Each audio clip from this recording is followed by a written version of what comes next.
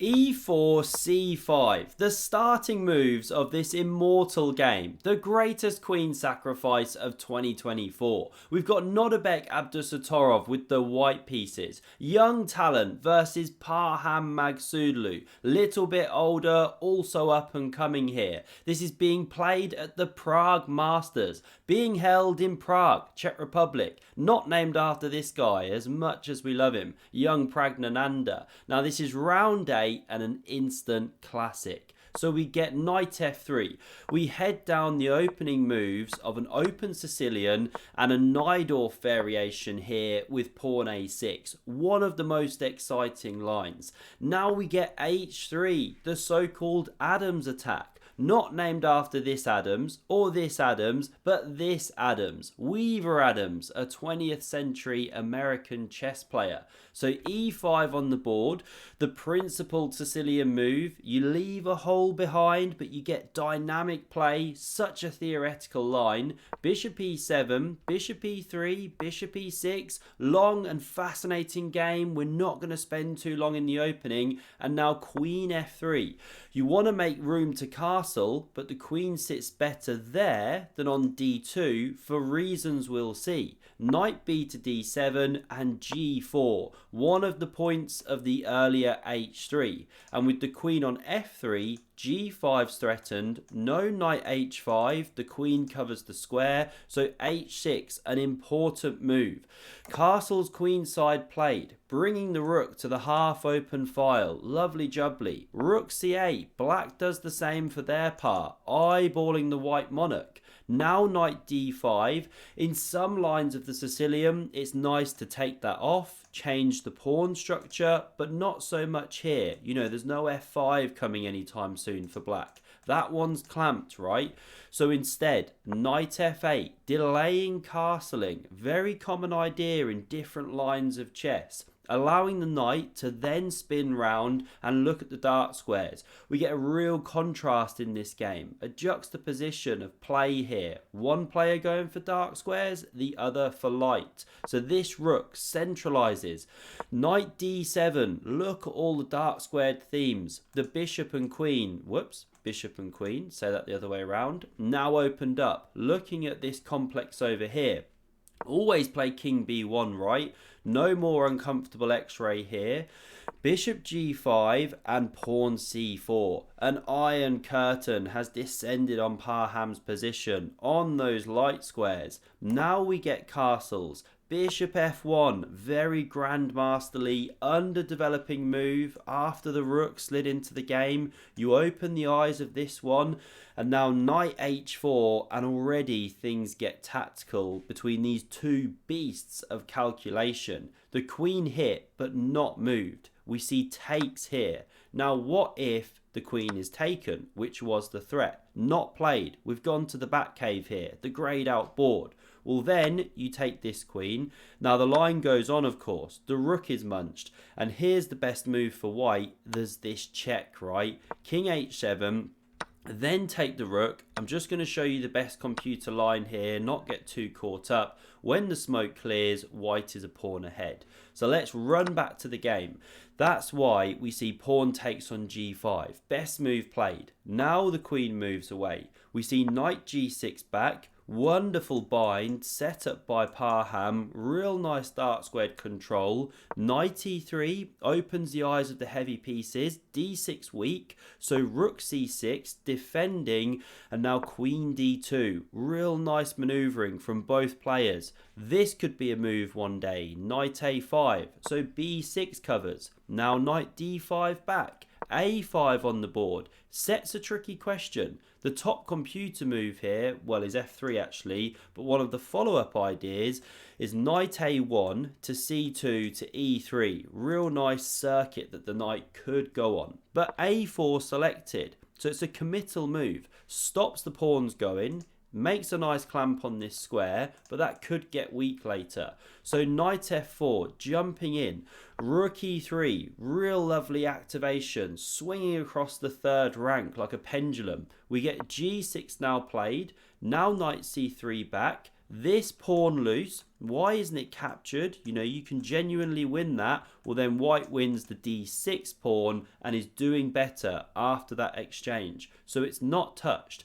Knight f6 instead opens the queen, activates this one. We get pawn f3, bolstering all of the pawn formation. Now king h7 played, and it's quite a passive move. You know, you could go king g7, rook h8, target this pawn. It's just a different game that we won't go into. But this one played, knight d5 and king g7. Is Parham looking for a draw? You know, he's got no active pawn breaks, right? They're all a bit stuck. Well, Nodirbek's having none of it. He could start repeating. Does he want to do that? No. He is a fighter. He explodes the game now with pawn to h4. What a stunning move. You are giving an entire pawn which wasn't taken. g5 now a threat to support it. But here's the follow-up point.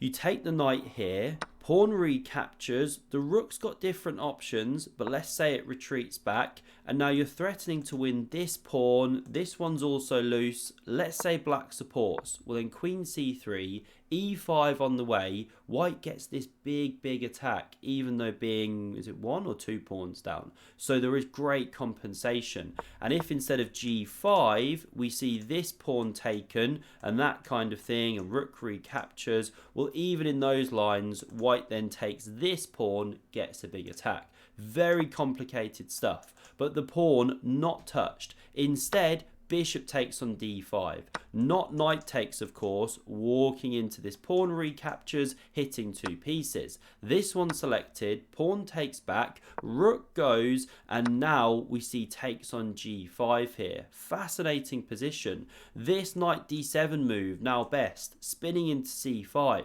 But this one played instead, coming straight after this pawn. Bishop a6 hits the rook. Rook c7, best move, staying on the open file. And now you can go for rook h1, queen h2, attack down here. But where are you really going after knight takes here and rook challenging the file? It doesn't break through. So Nodirbek switches up the plan. Great move. We get captures. Rook recaptures. Knight takes on g5. Rook c3, the top engine idea. But queen c6 selected. Still a nice invasion. These pawns as tender as a bare foot on a shingle beach. And knight g2 now. Things get so insanely complicated. I love this game. The rook is hit.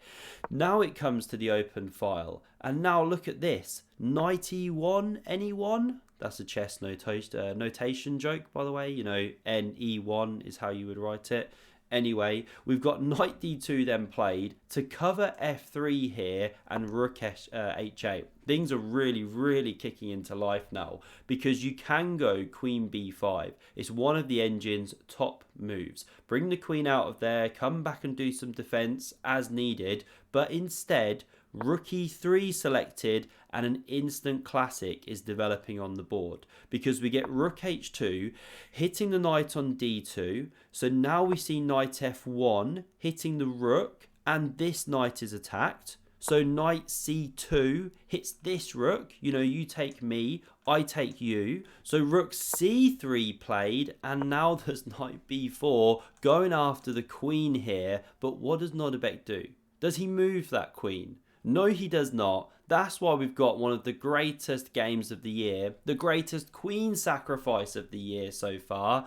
We see knight takes on h2, allowing the queen to drop, recapturing with the pawn, and of course look at the danger. The red carpet rolled out. So knight e6, incredibly important to blockade the square. Bishop c4, do not let the bishop capture and then the pawn push. So knight c7 therefore. Knight f1, you'd love to get this one into the game sooner, but knights take time to maneuver. Queen e8, targeting this pawn. Bishop d5 covering, and now the engine's top moves are king f6 or queen h8. Look to kind of invade or improve the king. but we see b5. It is a very interesting idea though.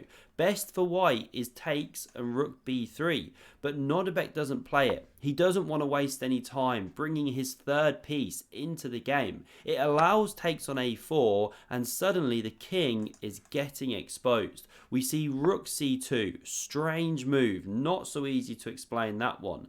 Does he want to free up this c3 square or something in future? Who knows, right? But queen b8 now played, queen h8 preferred.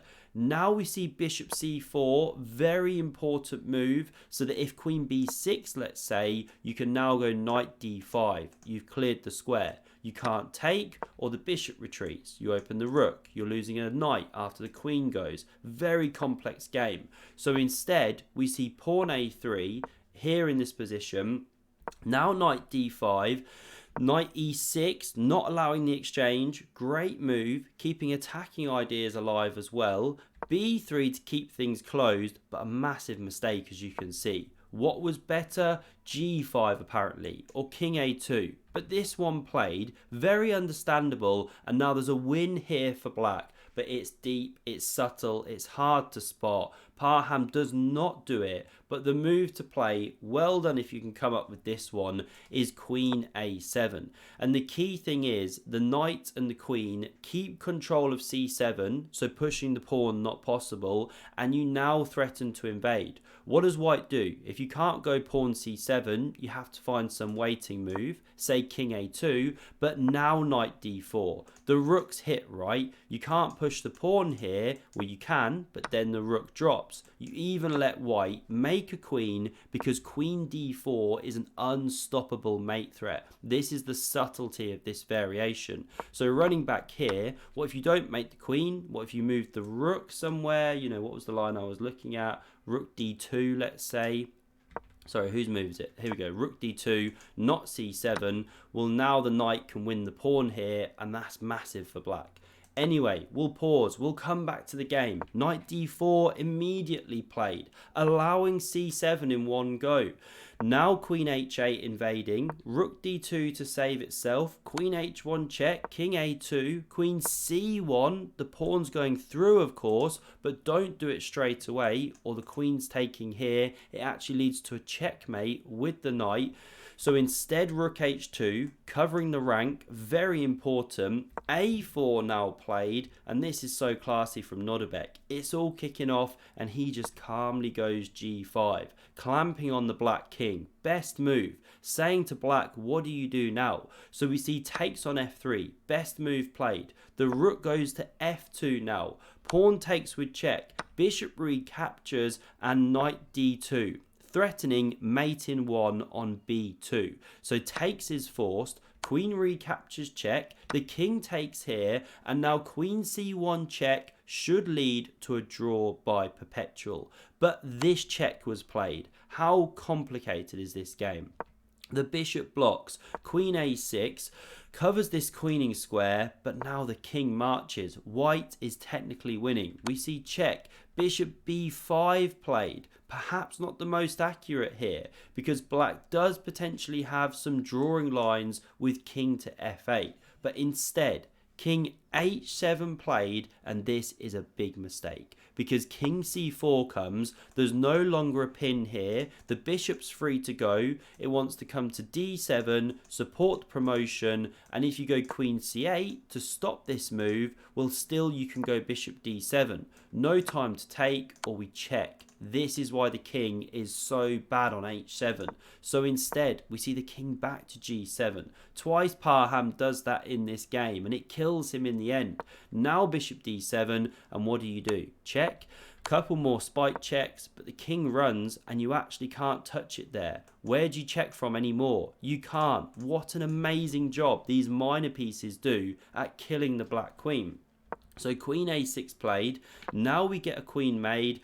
Check, king goes, and now after this pawn drops here, pick your way to win, right? There's many to choose from. Nodirbek goes for the most swashbuckling with queen to g8. Love it. It would be checkmate, except the king can capture. You know, here Parham resigns, but after king takes, there's this fork. You go to town. This is population Parham. The fork's done. This is a sample line of how the game can finish. Black just can't touch anything. You push en passant, make a queen. Soon these will drop. The bishop can come and munch these. It's game over, of course. So this, the final position of this immortal 2024 queen sacrifice. Take a bow, Nodirbek Abdusattorov, and he's gone on to win the entire event.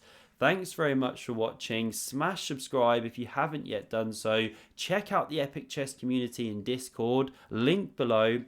And for another phenomenal game, Immortal Attack from the Chess World Cup 2023, check out the video on screen. Thanks a lot for watching and see you soon.